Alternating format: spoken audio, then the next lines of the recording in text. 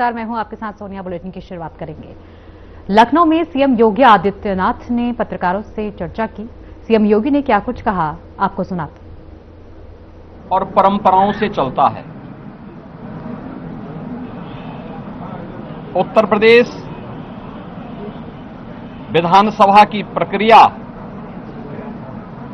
और संचालन के नियम 59 के तहत ये पहले से ही तय है कि जो मुद्दा किसी न्यायाधिकरण या आयोग के पास लंबित हो, यानी सब जुडिस हो, उस मुद्दे पर सदन में चर्चा नहीं हो सकती। लेकिन विशेष परिस्थितियों में अगर अध्यक्ष विधानसभा ये समझते हैं कि इस चर्चा के कारण संबंधित जांच की प्रक्रिया में किसी प्रकार का व्यवधान नहीं आता है, तो वे इस चर्चा को परमिशन दे सकते हैं। समाजवादी पार्टी ने कार्य मंत्रणा समिति की बैठक में भी और दलीय नेताओं की बैठक में भी इस बात के लिए आश्वस्त किया था कि वे जिन मुद्दों पे चर्चा करना चाहते हैं वे नियम के अंतर्गत अपनी नोटिस देंगे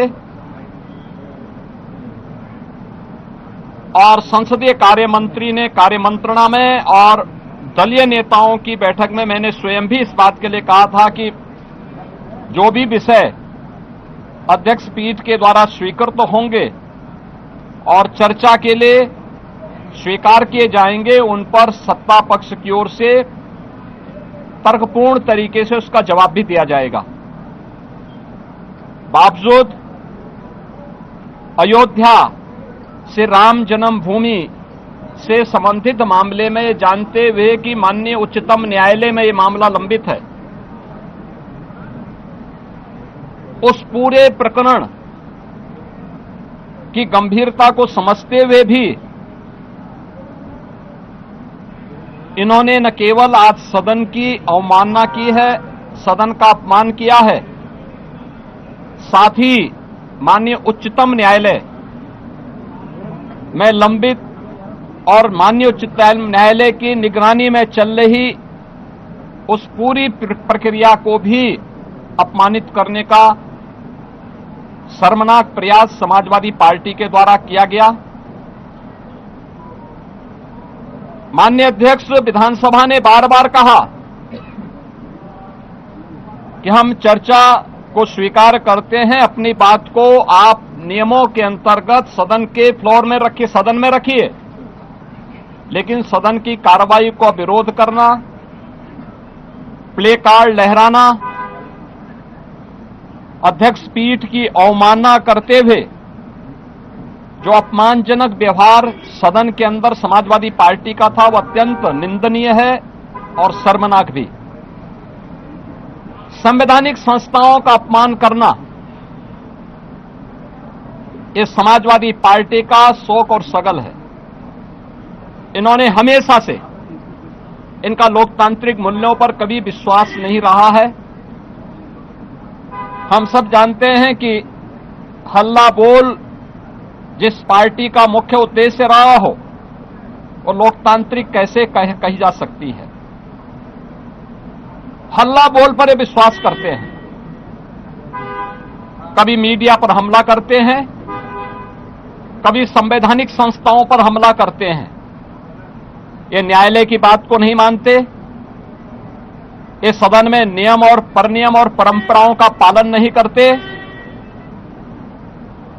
ये भारत की संवैधानिक संस्थाओं का अपमान करते हैं, कभी चुनाव आयोग का अपमान करते हैं, कभी किसी न्यायाधिकरण या न्यायालय के अधीन संचालित किसी आयोग में लंबित किसी प्रकरण में जबरन उस प्रकरण को चर्चा के लिए नहीं, लेकिन आरोप प्रत्यारोप के माध्यम से तर्कहीन मुद्दों को उठा करके इनके द्वारा माहौल में केवल नकारात्मक और भ्रामक सूचनाओं का प्रचार प्रसार करने का प्रयास होता है।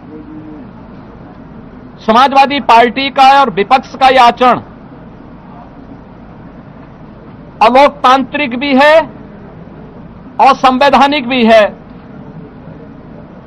संविधान निर्माताओं का और बाबा साहब भीमराव अंबेडकर की भावनाओं का अपमान भी है। मित्रों, हम सब जानते हैं अयोध्या के जिस प्रकरण में ये लोग चंदा चोरी की बात करते हैं, वहां चंदा चोरी नहीं, चढ़ावा से जुड़े हुए एक प्रकरण का मुद्दा आया था। श्री राम जन्मभूमि तीर्थ क्षेत्र ट्रस्ट ने इस प्रकरण में 12 जून को उत्तर प्रदेश सरकार को एक पत्र लिखा कि कतिपय समाचार पत्रों और मीडिया में इस प्रकार की सूचनाएं आई हैं और हम चाहते हैं कि इस प्रकरण की एक एसआईटी बनाकर के जांच करवा दी जाए। श्री राम जन्मभूमि तीर्थ क्षेत्र ट्रस्ट माननीय उच्चतम न्यायालय के द्वारा गठित एक धर्मार्थ ट्रस्ट है। राज्य सरकार इस मामले में कोई हस्तक्षेप बिना ट्रस्ट के आग्रह पर या माननीय न्यायालय के आदेश के बगैर कोई भी निर्णय नहीं ले सकती थी। ट्रस्ट ने अपील की, अनुरोध किया। राज्य सरकार ने 13 जून को स्वयं उनके अनुरोध के क्रम में एक एसआईटी गठित कर दी, जिसमें सचिव स्तर के एक सीनियर अधिकारी को एसआईटी का अध्यक्ष, आईजी रैंक के एक अधिकारी को उसका सदस्य और वित्तीय मामलों के विशेषज्ञ एक स्पेशल सेक्रेटरी रैंक के अधिकारी को उसका सदस्य बनाकर के इस एसआईटी को काम दिया गया कि वह अपनी रिपोर्ट उपलब्ध करवाएं, जिससे हम ट्रस्ट को इसके लिए आगे की कार्रवाई के लिए कह सकें। 15 जून से कार्य प्रारंभ किया। इस पूरे प्रकरण में एसआईटी ने अपनी कार्रवाई प्रारंभ की और 23 जून को उन्होंने अपनी पहली अंतरिम रिपोर्ट प्रस्तुत की। 23 जून की अपनी रिपोर्ट के बाद जो रिपोर्ट एसआईटी ने उपलब्ध करवाई, उस रिपोर्ट के क्रम में उत्तर प्रदेश सरकार ने ट्रस्ट को उसकी सिफारिशों को उपलब्ध करवाया और ट्रस्ट ने 25 जून को इस पर एफआईआर लॉन्च करवाया। अयोध्या में एफआईआर लॉन्च हुई। एफआईआर लॉन्च होने के बाद उपलब्ध साक्ष्य और प्रमाण के आधार पर कुल 8 लोग पकड़े गए, जिनमें 6 लोग चढ़ावे से जुड़ी हुई धनराशि में चोरी करते हुए या धनराशि को इधर उधर करते हुए देखे गए। उस आधार पर कार्रवाई हुई। 2 लोग इस पूरे प्रकरण में जिनकी जिम्मेदारी थी, उन लोगों को और उसके साथ जोड़ करके यह 8 लोगों की गिरफ्तारी हुई। अभी एसआईटी की जांच चल ही रही थी कि माननीय उच्चतम न्यायालय में जो योजित एक पीआईएल थी, उसके तहत उच्चतम न्यायालय ने आगे की कार्रवाई के लिए एसआईटी के पुनर्गठन के साथ ही इस पूरे प्रकरण को अपनी देखरेख में आगे बढ़ाया। इस मामले में किसी भी साधु संत का कोई संलिप्तता प्रारंभिक जांच में एसआईटी की प्रारंभिक रिपोर्ट में कहीं भी नहीं पाया गया। 1100 से अधिक कर्मचारी श्री राम जन्मभूमि मंदिर के उस पूरे प्रांगण में इतने कार्मिक कार्य करते हैं और 1100 से अधिक लोगों के बीच में कुल 8 लोग इस मामले में प्रत्यक्ष और अप्रत्यक्ष रूप से जिनकी भूमिका उस मामले में उपलब्ध साक्ष्य और प्रमाण थे उस आधार पर पाई गई। इसके लिए साधु संतों पर आक्षेप करना, इसके लिए अयोध्या धाम को अपमानित करना, बदनाम करना,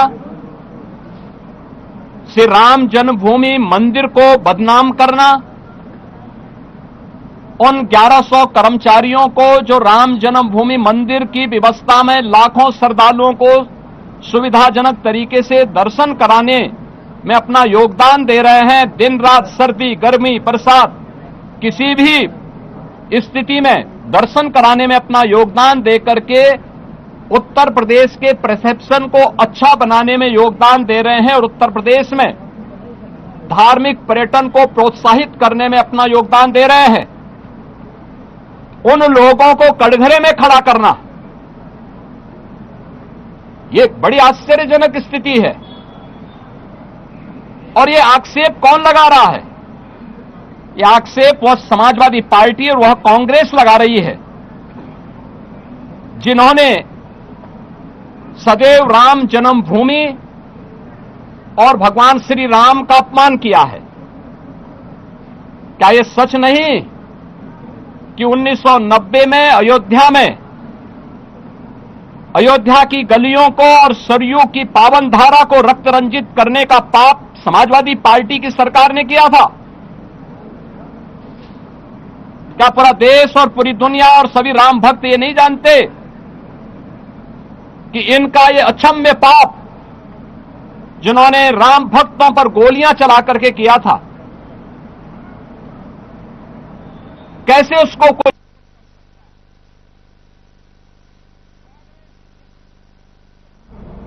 5-6 में राम सेतु प्रकरण के मुद्दे पर माननीय उच्चतम न्यायालय में अपना एफिडेविट दाखिल किया था और प्रभु श्री राम और प्रभु श्री कृष्ण के अस्तित्व पर ही प्रश्न खड़ा करके उन्हें मिथक घोषित किया था। वह कांग्रेस और यूपीए से जुड़े हुए दल किस मुंह से अयोध्या में आस्था की आज चर्चा करते हैं? अयोध्या के जिस चढ़ावा चोरी से जुड़े हुए प्रकरण की बात आई थी, सरकार ने गंभीरता से लिया था, क्योंकि आस्था का विषय अयोध्या है। कोटि कोटि सनातनियों की आस्था का मुद्दा था और सरकार ने उस समय भी स्पष्ट कर दिया था कि यद्यपि सरकार सीधे किसी ट्रस्ट में हाथ नहीं डालती, क्योंकि वह ट्रस्ट उत्तर प्रदेश सरकार ने गठित नहीं किया, माननीय उच्चतम न्यायालय के आदेश से वह ट्रस्ट गठित है। इसलिए इस मामले में या तो ट्रस्ट अपील करेगा या फिर माननीय उच्चतम न्यायालय कोई निर्देश देगा तो हम उस कार्रवाई को आगे बढ़ा पाएंगे। लेकिन उस सब के बावजूद इनके द्वारा राम भक्तों को अपमानित करना, भारत की सनातन आस्था पर प्रहार करना, संसद के अंदर समाजवादी पार्टी और कांग्रेस के सांसदों और नेताओं का जो आचरण रहा है, संतों के प्रति जिस प्रकार के आक्षेप वहां किए गए, ये सीधे सीधे सनातन धर्म का अपमान है। भारत के सनातन मूल्यों, आदर्शों और दुनिया के अंदर जो उसके प्रति एक अच्छी भावना बनी थी, उस भावना पर एक प्रकार का प्रहार इन दोनों के द्वारा किया जा रहा है, जिनका आचरण सदैव से सनातन विरोधी रहा है। और मुझे आश्चर्य होता है कि इन दलों के द्वारा जब भाजपा से लड़ने में विफल हैं, मैंने पहले भी कहा, इस पूरे प्रकरण में जो लोग पकड़े गए हैं, इनका भारतीय जनता पार्टी या साधु संतों से कोई लेना देना नहीं। उस सबके बावजूद पूज्य संतों पर, उस सबके बावजूद सनातन धर्म पर, भारतीय जनता पार्टी पर या किसी अन्य ऐसे सांस्कृतिक और सामाजिक संगठन पर अनावश्यक कटघरे में खड़ा करके लांछन लगाना, ये पूरे सनातन के साथ साथ सत्य को दबाने, सत्य को झुठलाने का एक कुत्सित प्रयास इनके द्वारा किया जा रहा है। और इसीलिए ये लोग बहुत से भागना चाहते हैं, चर्चा से भागना चाहते हैं। ये वही लोग हैं जिन लोगों ने राम जन्मभूमि मंदिर का सदैव विरोध किया, ये वही लोग हैं जिन्होंने अयोध्या में से राम जन्मभूमि पर जब 2024 में जनवरी 2024 में 22 जनवरी 2024 जब आदरणीय प्रधानमंत्री जी के द्वारा अयोध्या में श्री राम जन्मभूमि मंदिर में 500 वर्षों के बाद श्री राम जन्मभूमि पे प्रभु श्री राम की रामलला की प्राण प्रतिष्ठा का समारोह हो रहा था, उस कार्यक्रम में आमंत्रण के बावजूद ये लोग नहीं गए। ये लोग उन मुद्दों पर सदैव मौन बने रहे, लेकिन आज ये आस्था की बात करते हैं। जो प्रभु राम और प्रभु कृष्ण को के अस्तित्व पर प्रश्न खड़ा कर चुके हैं, वे आज आस्था की बात करते हैं। जो राम भक्तों से अयोध्या की गलियों को लौलुहान कर चुके हैं, वे आज आस्था की बात करते हैं। और इन लोगों का आचरण आश्चर्यचकित यानी आश्चर्यजनक है कि ये लोग आज आस्था की चर्चा वे लोग कर रहे हैं जो लगातार इन मुद्दों को लेकर के हिंदुओं को और भारत की सनातन परंपरा को कटघरे में खड़ा करते रहे हैं। आज सदन में इनका यह आचरण आप सबने भी देखा है, किस तरीके से अध्यक्ष पीठ की अवमानना समाजवादी पार्टी के सदस्यों के द्वारा किया गया। वे चर्चा से भागना चाहते हैं, जनता से जुड़े हुए मुद्दों पर चर्चा नहीं करना चाहते हैं, ऐसे मुद्दे पे उठा करके माहौल खराब करने का प्रयास कर रहे हैं जिन मुद्दों का सदन से लेना देना नहीं था, लेकिन फिर भी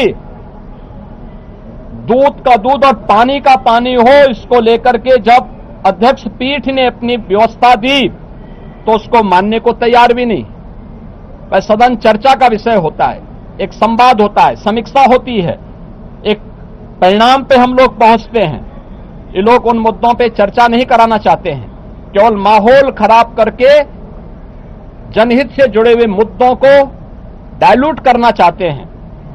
और इसीलिए इन्होंने पूरे सदन की कार्रवाई को भी बाधित करने का प्रयास किया, अध्यक्ष पीठ की भी अवमानना करके पूरे माहौल को तनावपूर्ण बनाने का कुत्सित प्रयास इनके द्वारा आज विधानसभा के अंदर किया गया है। मित्रों,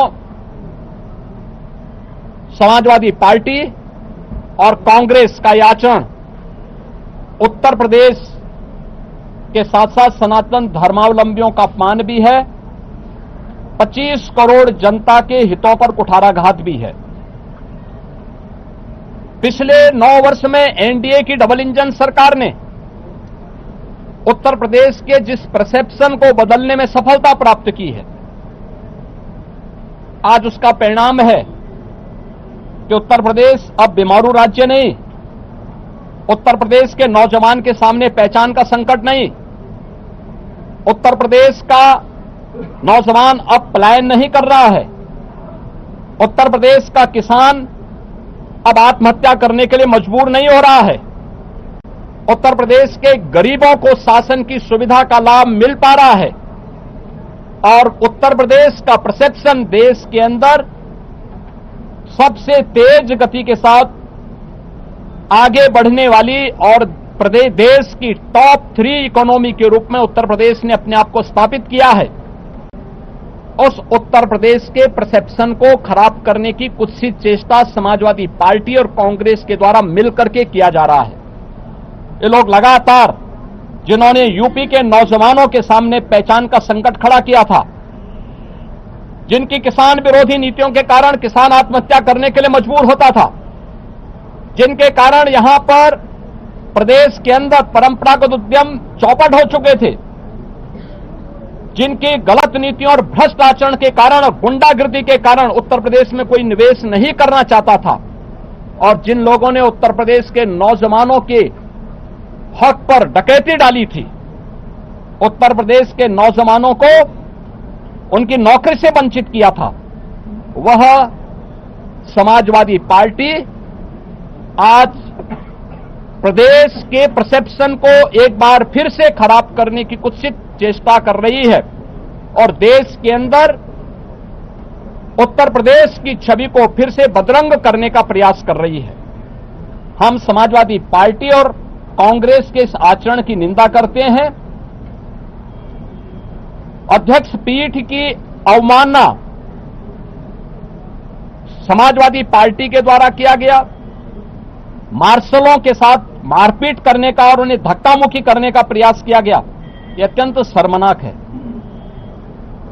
सदन के अंदर हर सदस्य के लिए आवश्यक होता है कि वह अध्यक्ष पीठ का सम्मान करे और अध्यक्ष पीठ के निर्देशों का पालन करे, और कोई भी मुद्दा है वह अध्यक्ष पीठ की अनुमति से वह सदन के फ्लोर में रख सकता है, अपनी बात को वहां रख सकता है। लेकिन इन्होंने पूरे माहौल को खराब करने का प्रयास किया। समाजवादी पार्टी और कांग्रेस का यह आचरण अलोकतांत्रिक है, असंवैधानिक है, संवैधानिक मूल्यों को तार तार करने वाला है और विकास के मुद्दे पर, जनहित से जुड़े हुए मुद्दे पर, आम जन से जुड़े हुए मुद्दे पर स्वस्थ चर्चा को आगे बढ़ाने की बजाय इस मुद्दे को डाइल्यूट करके उत्तर प्रदेश की पहचान को फिर से धूमिल करने, उत्तर प्रदेश के धार्मिक पर्यटन को आगे बढ़ने के जो अवसर प्राप्त हुए हैं उन्हें खराब करने और उत्तर प्रदेश को फिर से बदनाम करने की कोशिश निंदा। दिल्ली में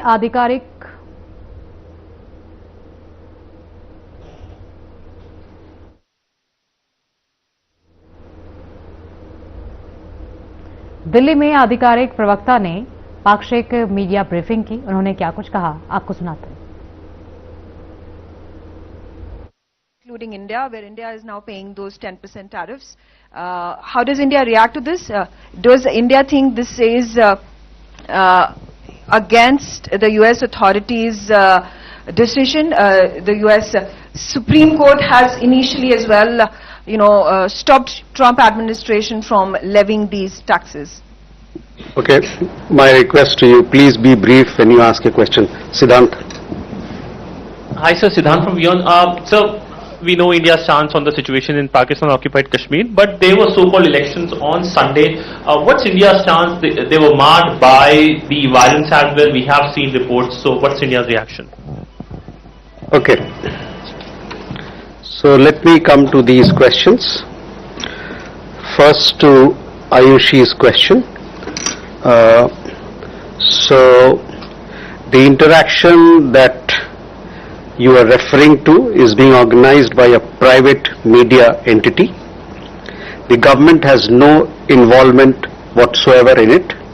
Neither does it endorse any views that may be expressed at the forum.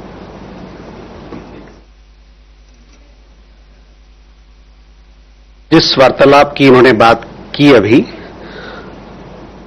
वो एक प्राइवेट मीडिया संस्थान उसका आयोजन कर रहा है।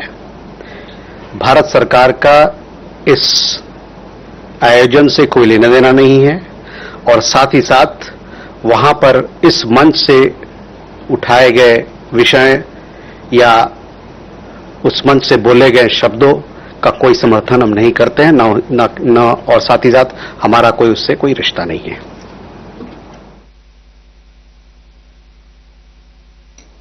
Siddharth, your question regarding the invitation that has been extended to the Bangladesh Prime Minister.